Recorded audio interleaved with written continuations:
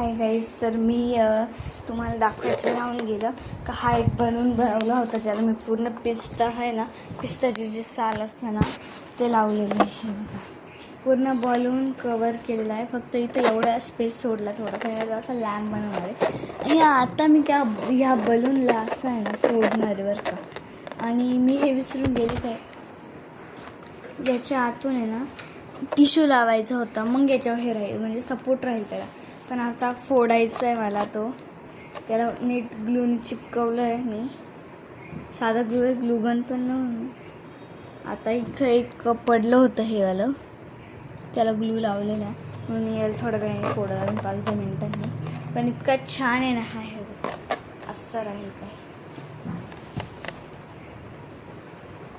पूर्ण पिस्ताची साल आहे. मला वाटतं याच्यावरून कलर पण करावा, पण असं वाटतं नॅचरल पण छान दिसेल, कारण की नॅचरल पण छान आहे. इथं काही ना याचे येल्लो कलर्स लागलेले आहे ना, त्यासाठी हा तर एकदम वेगळाच आहे. तर म्हणून आता मला फोडायचा आहे तो. पण मला वाटतं तो बनेल का नाही असा माझा प्रश्न पडला आहे. काय करू तुम्ही सांगा, फोडू का नको? बनेल का नाही ते पण नाही माहिती मला. मीच फर्स्ट टाइम ट्राय केलेलं आहे.